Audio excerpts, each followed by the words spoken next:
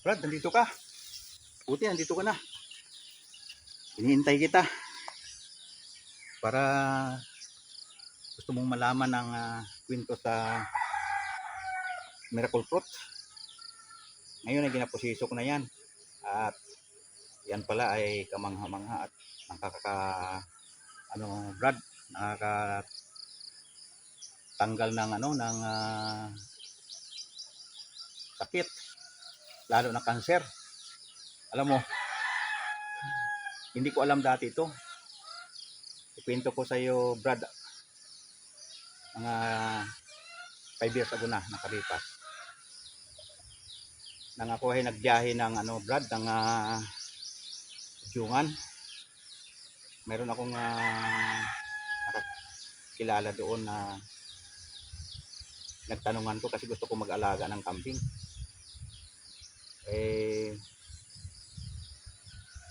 Nais ko na magkaroon ng bakod na hindi na magpaulit-ulit sa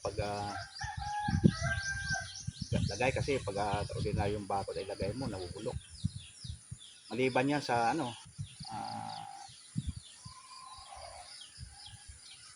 yung San Pedro at isa pa, malunggay, pwede rin yan, at ang madidikataw. Pero kung mayroon pang iba na pwedeng magamit, Brad, nag-umpisa pa lang naman ako na balak na mag-alaga ng ng kambing. Bago ng panahon na yon, bago ko simulan yon, kailangan ay naka-prepare na yung bakod, saka malagyan ko ng ng barbed wire. Kaya yung paghahanda ko, Brad, kailangan matagal. Kaya ang ginawa ko, nagtanong ako doon sa kakilala ko. Ang sabi niya, mayroon yung tinatawag na limon.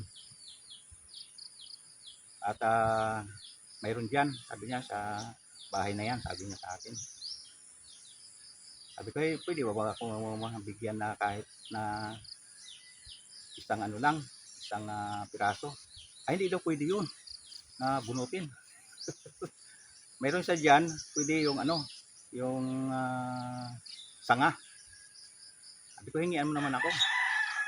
Di, pumunta siya sa may bahay at humiling ng isa. Dalawa sana, kaso lang nahiya ko. Di okay na rin sa akin yun. Kasi yung isang sanga niyan, pag itinusok mo lang daw sa lupa, mag-aantay ka, na yun, mabubuhay na yun. Kaya ginawa ko yun. Kaya ang preparation ko sa bakod na yun, magagawin ay 2 years.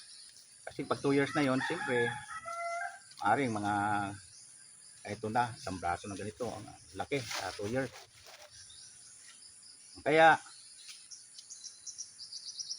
habang ako ay nag-aantay na lumaki, pag nagkakita ko ng sanga, puputulin ko naman yun ng brad.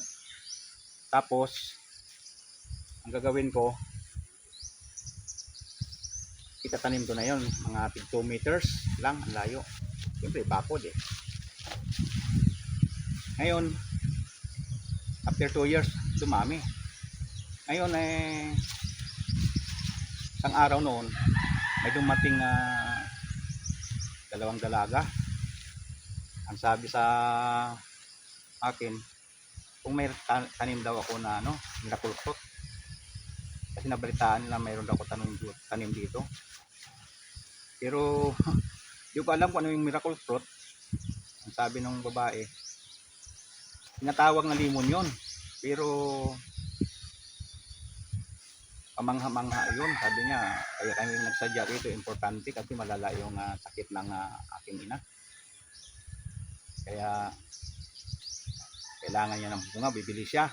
Ay ang bunga yan na Brad, alam mo kung magkano sa Manila? 500. Dito sa probinsya halimbawa ay pwedeng ibenta mo ng 200 daw. Kaya sabi niya 500 daw yun. Mayroong bunga, bibili daw siya. Eh sabi ko walang bunga yun. Ano pa lang, mga dahon. Ang sabi niya kung may dahon, substitute daw. Habang hindi bunga, dahon, makakagaling din daw yun. Eh kailangan niya kasi importante malala na raw yung ano niya, yung sakit ng ina niya. Kaya ang ginawa ko, sabi ko, sige, bibigyan kita. Sabi niya, hindi, bibilhin ko. Sabi ko, hindi, bibigyan ng kita. Bibigyan kita, bunutin kong isang puno, kasing laki ng braso. Tapos, kukuha ko ng mga sanga, ibigay ko sa iyo. Ngayon, kung kukulangin ka pa, bumalik ka na lang rito. Eh, sabi niya, kung kukulangin ako at hindi pa gumagaling yung aking ina, ay babalik siya. Pero pag gumaling na, hindi na siya babalik. Kaya nagpasalamat siya sa akin. Sabi ko, sige, nalaman ko na pala na kamangha-mangha yan at na makakatulong pala yan sa mga taong may sakit. Eh, gagawin ko, pangalagaan ko na ngayon. Kaya, umalis na siya ng araw na yon. Masaya siya kasi may dala siyang puno, tatanim daw niya. Ngayon, nakalipas ang 3 years hanggang ngayon, wala. Ay ngayon, 5 years na, nakalipas yun.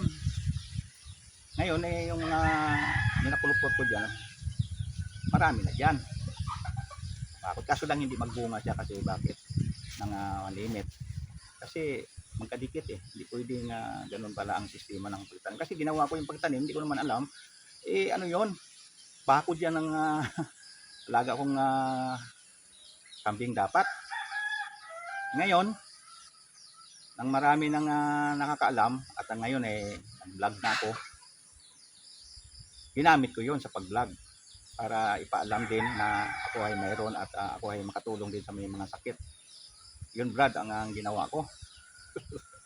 Kaya pakinggan mo yun lang ang kwento ko para ma-share mo rin sa kanila yung aking kinikwento sa iyo. Kaya ngayon, unti-unti ang bunga at mayroon naman akong bunga doon, 2. Reserve yun. At least ngayon napakinabangan ko na at alam ko na. Nang mag-vlog ako kahapon,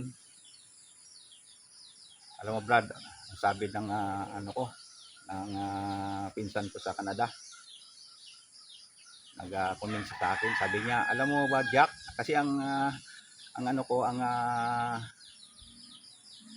palayaw ko na kilala talaga ako dito sa Buli. Jack, yung Jacob, wala yan, ordinaryo lang yan. Kasi yun ang tunay pangalan. Pero malimit ang tawag niya sa akin, kilala ko rito bilang Jack. Sabi niya, alam mo Jack, sabi ng pinsan ko sa Canada, yung miracle fruit na yan, sinasabi, alam mo magkano ang halaga dito yan? Sabi niya, $99. Maaring Canadian dollar o US dollar. Ay, ang mahal pala. Kung i-convert natin sa US dollar, almost 5,000 yung Brad. Kung i-convert naman natin sa Canadian dollars, kung halimbawa, ang Canadian dollar 34, ay malaki pa rin. 3 times 9. Mga 3,000 plus din. 3,006, halimbawa, ganyan. Pero 3,006 ang isa, anong kahalaga? Importante yung miracle fruit na ito. Kaya iyan ang ministry ko ngayon, ang magpalaganap ng miracle fruit. Kasi nagbablog ako, Brad. Kaya i-share ko sa kanila kung paano gamitin at paano i-proseso. Kaya nagpapasalamat ako Brad talaga sa mga pangyayari na yan. Dahil yung pumunta sa akin dito na babae, doon ko nalaman na yan pala yung napakahalaga. At hindi na siya bumalik. Ibig sabihin, gumaling. 3 years na from now. Hindi na siya bumalik. At maari, namumunga na rin siguro yung itinanim niya na binigay ko. Kaya Brad, yan ay kinikwento ko sa iyo. Kasi, ang bungang yan, at iyan ay nilalang ng Panginoon bilang magpagaling ng mga sakit. Yan ang tinatawag na miracle healing po. Kasi malalang cancer kayang pagalingin, Brad. At ako, wala akong cancer. Prevention naman ang ginagawa ko. Gagawin ko, inom rin ako niyan para ang kasabihan nga ng sa English, yan ang parating bukang bibig ng mga tao o ng mga nakakaalam sa sa pagpapagaling. Sabi nga nila, prevention better than cure. O, kita mo na, maganda. Hindi ka pa nagkakaroon ng sakit, umiinom ka na ng mga pangunta sa sakit. Mahirap yung may sakit na saka ka lamang inom. Magagaling ka nga pero magdadanas ka ng ang hirap. Yan ang, Brad, ang pinto ko sa iyo. At mga guys, ipakilala ko sa inyo ang aking kaibigan, ang Brad ko. Ito yung Brad ko. Yan ang miracle fruits na gin-transfer ko rito. Ito. Kaya ako magpapasalamat dito sa miracle fruits na ito. Inilipat ko siya rito para pangalagaan at sulong-sulo siya. Pag siya lumaki, ngayon magkakaroon siya ng bunga na marami at siya rin ay maibahagi niya yung mga bunga niya.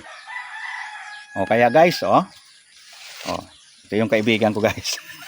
Nakinakausap ko. Alam mo guys, ang mga tanim ay may buhay rin yan. Ako, ginagawa ko yan. Hindi pa ako nagbablog. Ngayon ko lang yan ginawa. Ang mga tanim ko lahat, marami yan dyan. Tanim na panahon na ako ay nasa 40s pa ang edad ko. Kasaganaan ko pa sa sa pagtatanim. Kinakausap ko yan sila, guys. Sabi ko, mamunga ka para mapakinabangan at magpapasalamat ako. Kaya kailangan kausapin natin yan kasi bakit? Sila ay may buhay din. Sila ay may obligasyon na ibinigay sa atin ng Panginoon para tayo ay mabuhay ng masagana. Kaya iyan ang ibinigay niya. Iyan ay makikita natin, mababasa sa Genesis 1:29. Kaya yung mga halaman na yan ay magiging silbi nyo na pagkain. Ang mga punong kahoy ay magsilbi sa inyong mga bungang pagkain. Pag binasa nyo yung Genesis 1:29, nandoon yan. At yan ang nangyayari ngayon pag ating pangalagaan ang pananaim at ating susundan ang sinabi ng Panginoon sa banal na kasulatan. Kaya guys, good morning again at pagpalain tayo lahat ng Panginoon. Bye-bye!